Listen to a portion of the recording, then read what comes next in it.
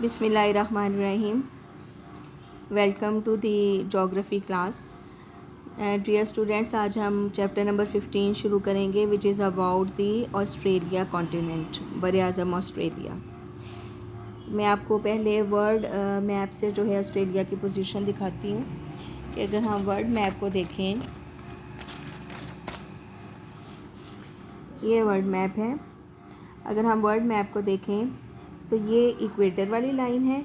میں نے بارہا آپ کو پہلے بھی بتایا ہے کہ خط استوا وہ خط ہوتا ہے جو کہ زمین کو دو برابر حصوں میں تقسیم کر رہا ہے. یہ اگر زمین کا جو ہے وہ میپ ہے تو یہ خط استوا کی لائن ہے جس نے زمین کو دو برابر حصوں میں تقسیم کیا ہوا ہے. اسی خط کو ہم 0 ڈگری مانتے ہیں، اس کو ایکویٹر یا خط استوا کہتے ہیں. اس سے اوپر والا یہ جتنا بھی حصہ آتا ہے اس کو ہم شمالی نصف کرہ کہتے ہیں. اس حصے میں جو ممالک ہوں گے وہ شمالی ان کے ساتھ جو ہے وہ لگے گا، شمالی نصف کرہ کے ممالک. اور جو نیچے والا 0 ڈگری سے نیچے والا حصہ ہے اس کو ہم جنوبی نصف کرہ جو ہے وہ کہتے ہیں. یہ جو آپ کا بر اعظم آسٹریلیا ہے یہ آپ کے جنوبی نصف کرہ میں واقع ہے. یہ 0 ڈگری والا خط ہے آپ کا، یہ خط جدی ہے اور یہ خط سرطان.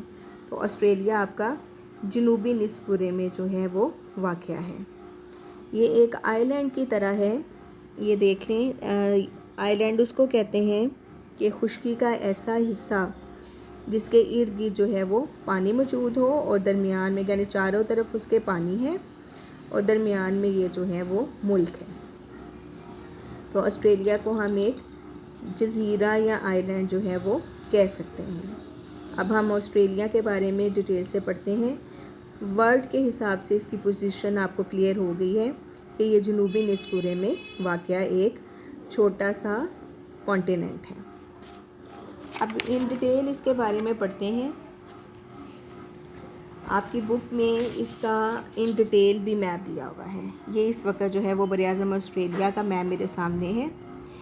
تو آسٹریلیا جو ہے یہ ایک نیا بر اعظم ہے اور یہ کچھ عرصہ پہلے ہی دریافت ہوا ہے. اس کی دریافت کا سہرا جو ہے وہ کیپٹن جیمز کک کے سر ہے جس نے آسٹریلیا کے مشرقی ساحل کی سیاحت کی اور سڈنی کے مقام پر اترا. اس مقام پر 1786 میں پہلی انگریز بستی جو ہے وہ مار سے وجود میں آئی تھی. ابتدا میں یہاں پر جرائم پیشہ لوگ جو ہیں وہ رکھے جاتے تھے. پھر قیدیوں اور آزاد لوگوں کے لیے الگ الگ نئی بستیاں جو ہیں وہ قائم ہو گئیں. 19ویں صدی کے وسط میں وکٹوریا اور نیو ساؤتھ ویلز میں سونے کی کانیں دریافت ہوئیں تو انگلستان سے بے شمار لوگ یہاں آ کر آباد ہو گئے. اس طرح تھوڑے ہی عرصے میں آبادی کافی بڑھ گئی. آسٹریلیا 6 بستیوں میں تقسیم ہو گیا اور اس کے انتظام کے لیے ایک گورنر مقرر کیا گیا. 1900 میں آسٹریلیا کی ان بستیوں کو ریاستوں کا نام دیا گیا اور یہ ریاستیں مل کر انگلستان کی دولت مشترکہ یعنی کامن ویلتھ بن گئی.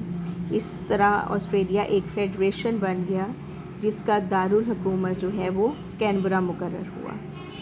اگر ہم اس کا محل وقوع اور وسعت کو دیکھیں تو آسٹریلیا جو ہے وہ بحر ہند اور بحر الکاہل کے درمیان میں، یہ دیکھیں یہ بحر الکاہل ہے اور یہ بحر ہند ہے. تو بحر الکاہل اور بحر ہند کے درمیان میں جو ہے یہ 114 درجے مشرقی 114 درجے مشرق سے 154 ڈگری مشرق تک تقریباً جو ہے 4023 کلومیٹر کی وسعت میں جو ہے وہ پھیلا ہوا ہے. خط جدی جو ہے تقریباً اس کے وسط میں سے گزرتا ہے. یہ خط جدی ہے اور یہ آسٹریلیا کے تقریباً جو ہے آپ دیکھیں اس کے درمیان میں سے جو ہے وہ گزرتا ہے. 40 درجے عرض بلد جنوبی جو ہے وہ آبنائے باس میں سے گزرتا ہے جو آسٹریلیا کو تسمانیہ سے جدا جو ہے وہ کرتی ہے. آسٹریلیا کا 40% شمالی حصہ جو ہے وہ منطقہ ہارا میں واقع ہے اور جنوبی حصہ زیادہ تر منطقہ موتی میں واقع ہے. یعنی اس کا یہ شمالی حصہ جو ہے وہ منطقہ ہارا میں ہے اور جنوبی حصہ جو ہے وہ منطقہ موتی میں ہے. آسٹریلیا سب سے چھوٹا بر اعظم ہے اور اس کا رقبہ جو ہے وہ 84,89,650 مربع کلومیٹر ہے۔ اگر ہم طبعی حد و حال کے حوالے سے دیکھیں تو یہ جو آپ کو میپ نظر آ رہا ہے یہ طبعی حد و حال ہی ہیں جو اس میں شو ہوئے میں ہیں۔ اس میں آپ کو 3 میجر چیزیں جو ہیں وہ نظر آ رہی ہیں۔ ایک یہ مغربی سطح مرتفع جو کہ تقریباً بر اعظم کا نصف حصہ جو ہے وہ بنتا ہے۔ دوسرا یہ میدان ہے، پست میدان ہے۔ ان کو پست میدان اس لیے کہتے ہیں کہ یہ میدان جو ہیں وہ سطح سمندر سے نیچے ہیں۔ تو ان میدانوں کا جو ہے، ان میدانوں کا بھی دیکھ لیں 3 حصے ہیں۔ خلیج کارپینٹریا ہے، اس کے بعد جھیل آئر بیسن ہے اور مرے ڈارلنگ بیسن ہے۔ اس کو جھیل آئر کا طاس اور مرے ڈارلنگ کا طاس بھی کہا جاتا ہے۔ اور تیسرا حصہ جو ہے یہ مشرقی پہاڑ ہے جو کہ آسٹریلیا کے مشرقی ساحل کے متوازی جو ہیں وہ پھیلے ہوئے آپ کو نظر آ رہے ہیں۔ تو یہ 3 طبعی حد و حال کے حوالے سے اس کو ہم 3 حصوں میں ہی تقسیم کرتے ہیں: مغربی سطح مرتفع، وسطی میدان اور مشرقی پہاڑ۔ اب ہم ان تینوں کے بارے میں ڈیٹیل سے پڑھتے ہیں کہ جو مغربی سطح مرتفع ہے، یہ والا حصہ جو یلو کلر کا آپ کو نظر آ رہا ہے، یہ زیادہ تر جو ہے وہ پرانی عاشی چٹانوں سے اور لائم سٹون اور سینڈ سٹون کی چٹانوں سے جو ہے وہ بنا ہوا ہے، اور یہ آسٹریلیا کے نصف سے زیادہ حصے پر جو ہے حاوی ہے۔ پرانے وقتوں سے یہ قطع زمین جو ہے اسٹیبل ہے اور اس پر حرکات ارضی کا جو ہے کوئی اثر جو ہے وہ نہیں دیکھنے کو ملا۔ سطح مرتفع کا یہ بیشتر حصہ جو ہے وہ سطح سمندر سے تقریباً 180 میٹر سے 300 میٹر تک بلند ہے، جس میں ہموار میدانوں کے وسیع علاقے موجود ہیں، اور ان میدانی حصوں میں کہیں کہیں کچھ بلند علاقے بھی ہیں، مثلا شمال مغرب میں آرن ہیملینڈ اور سطح مرتفع، کمبرلے سطح مرتفع اور ہمرزلے کی پہاڑیاں۔ مغربی سطح مرتفع کے مشرقی حصے میں میکڈونل اور مسگر پہاڑیاں جو ہیں وہ موجود ہیں۔ یہ پہاڑیاں براعظم کے وسط میں شرق غرباً ایک دوسرے کے متوازی جو ہیں وہ پھیلی ہوئی ہیں۔ آسٹریلیا کی جو مغربی سطح مرتفع ہے، یہ ساحلی میدانوں کی طرف زیادہ ڈھلان ہے اس کی، اور جنوب مغرب میں ڈھلان جو ہے وہ کنارہ ڈارلنگ اسکارپ کہلاتا ہے، اور سطح مرتفع میں پانی کی کمی ہے۔ اس کے بیشتر حصوں میں پانی جو ہے وہ موجود نہیں ہے۔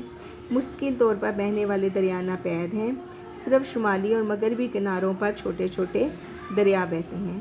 جب بارش ہوتی ہے تو ہموار فرشوں والی جھیلوں میں پانی جمع ہو جاتا ہے اور شور جھیلیں بن جاتی ہیں۔ عملِ تبخیر سے پانی بخارات بن کر اڑ جاتا ہے تو جھیل خشک نمک زدہ دلدل یعنی سالٹ مارش کی شکل اختیار کر لیتی ہے، جس پر کئی میٹر موٹی نمک کی تہ جمی ہوتی ہے۔ ایسی شور جھیلیں اور شورز زار سطح مرتفع کے جنوب مغربی حصے میں بے شمار جو ہیں وہ ملتے ہیں۔ اس کے بعد آ جاتے ہیں یہ وسطی میدان۔ ان وسطی میدانوں کو 3 حصوں میں تقسیم کیا گیا ہے: خلیج کارپینٹریا کا طاس، جھیل آئر کا طاس اور مرے ڈارلنگ کا طاس۔ جو خلیج کارپینٹریا کا طاس ہے، یہ والا حصہ، اس میں جو ہے لہردر سطح کا میدان ہے یہ، اور اس کی ڈھلان بہت معمولی ہے، اور اس میں دریا دلدلی علاقے میں بہتے ہیں اور خلیج کے ساحلی علاقے موجود ہیں یہاں پہ۔ ان میں سے بہت سے دریا خلیج تک نہیں پہنچتے، کچھ موسمی ہیں جو صرف بارش کے موسم میں بہتے ہیں۔ یہ دوسرا حصہ جو ہے وہ جھیل آئر کا طاس ہے۔ یہ پلیٹ نما جو ہے علاقہ ہے جس کو بارکلے ٹیبل لینڈ جو ہے اور سیلون رینج کارپینٹریا کے نشیبی میدان سے جدا کرتے ہیں۔ جھیل آئر کا طاس جو ہے وہ 12,43,000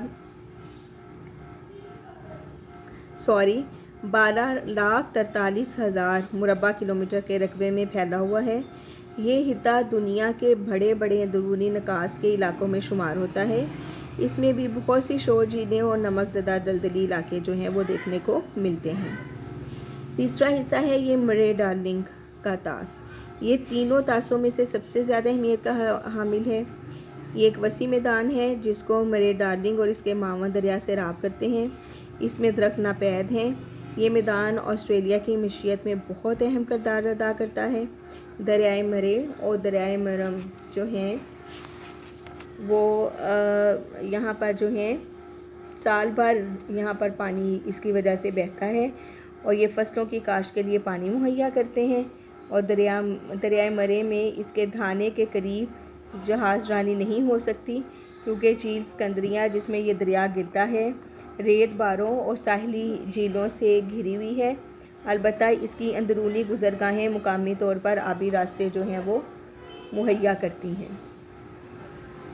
اس کے بعد یہ تیسرا حصہ آ جاتا ہے مشرقی پہاڑ۔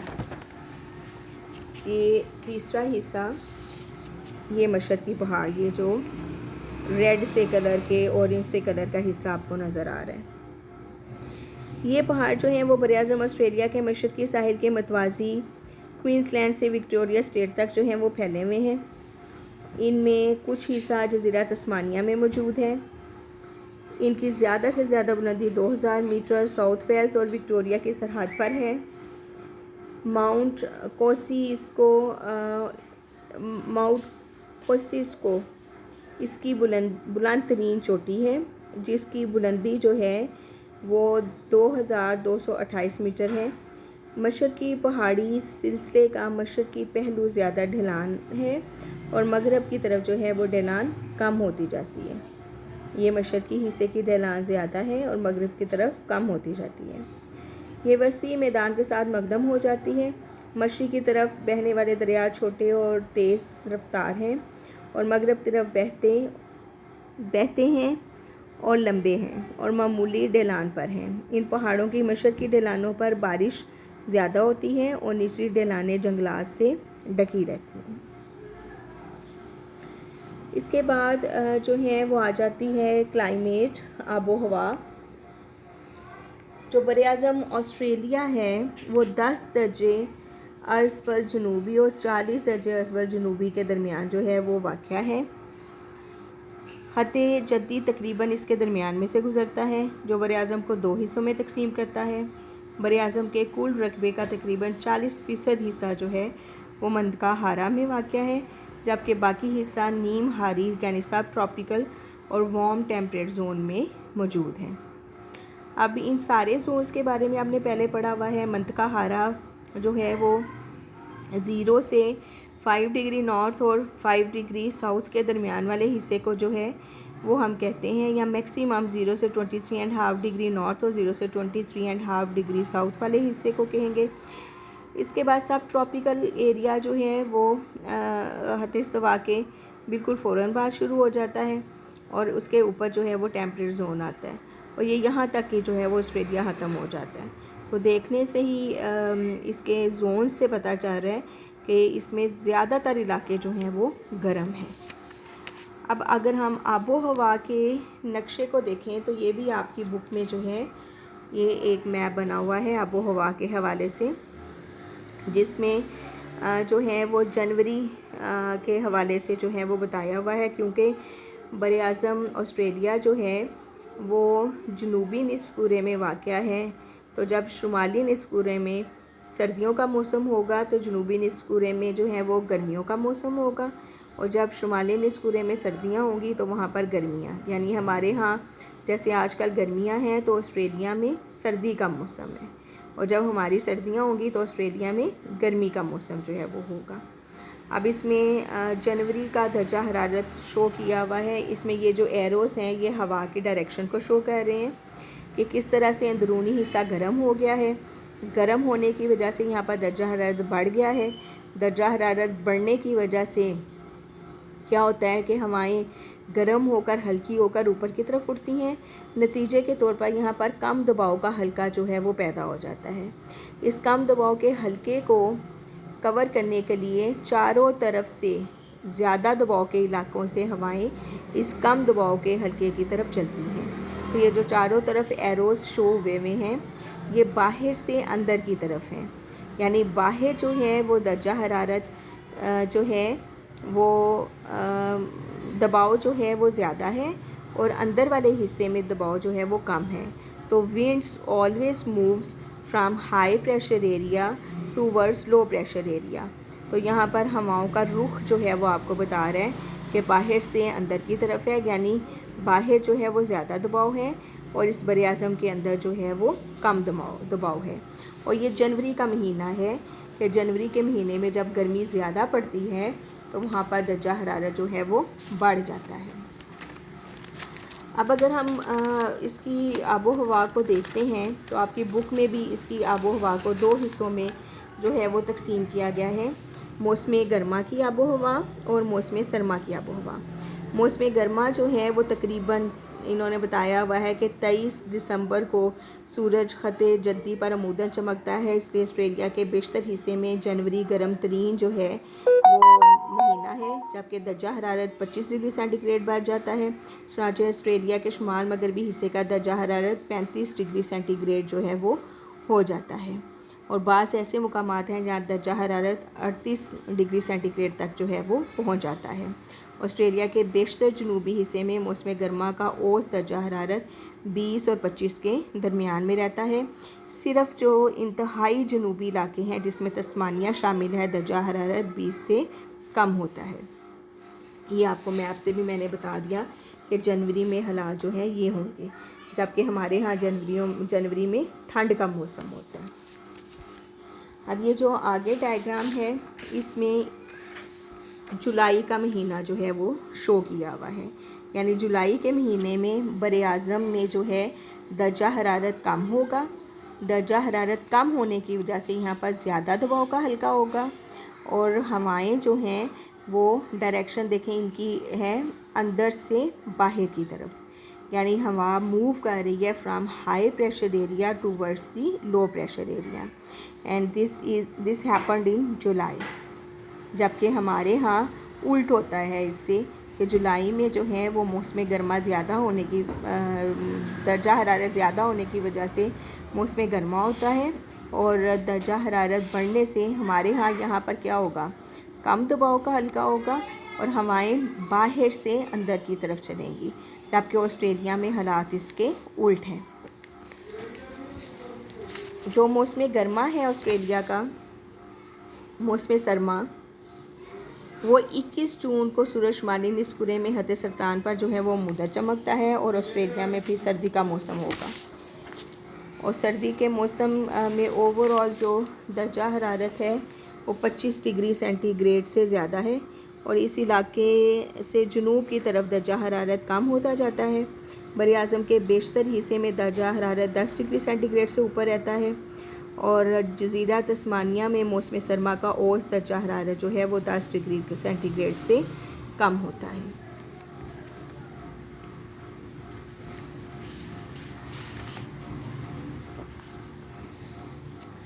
یہ جو میپ ہے ایک اور، اس میں سالانہ اوسط بارش جو ہے وہ دکھائی گئی ہے۔ اس میں یہ جو ڈارک والے حصے ہیں یہ وہ ہیں جن میں بارش 750 ملی میٹر سے زیادہ ہے۔ اس سے تھوڑے سے لائٹ حصے کو 250 سے 750 ملی میٹر تک بارش والے علاقے ہیں، اور پھر 250 ملی میٹر سے کم والے علاقے ہیں۔ یعنی یہ جو ڈارک حصے آپ کو جتنے بھی نظر آ رہے ہیں، جس میں برسبین ہے، سڈنی ہے، میلبورن ہے، یہ ان سب علاقوں میں جو ہیں یہ دیکھیں 750 ملی میٹر سے زیادہ بارش ہے۔ یہاں 1100 ملی میٹر بارش ہو رہی ہے، یہاں 1175 ہے، یہاں پر 650 ملی میٹر ہے۔ یہ تھوڑے سے جو لائٹ حصے ہیں جس میں ایڈیلیڈ کا علاقہ آ جاتا ہے، یہ سارے کا سارا، اس میں جو ہے 525 ملی میٹر جو ہے وہ بارش جو ہے وہ دکھائی دے رہی ہے، اور اس کے بعد جو ہے پرتھ ہے جہاں پر 875 ملی میٹر جو ہے وہ بارش ہے، اور یہ وہ حصہ ہے جہاں پر بارش جو ہے 250 ملی میٹر سے بھی کم ہے۔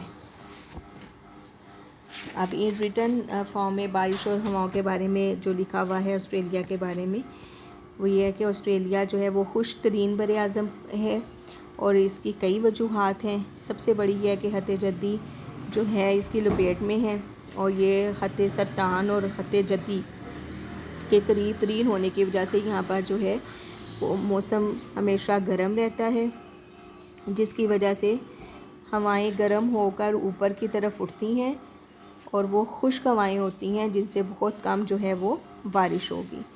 صرف یہاں پر اس بر اعظم میں جو ہیں وہ جنوب مشرق کی تجارتی ہوائیں ہیں اس بر اعظم میں اوور آل 30 درجہ ارسطل پر شمال کی طرف، اور جو مشرقی ساحل پر بارش برساتی ہیں، اور مشرقی پہاڑ جو ہیں وہ سمندر کی طرف سے آنے والی ہواؤں کو روک لیتے ہیں۔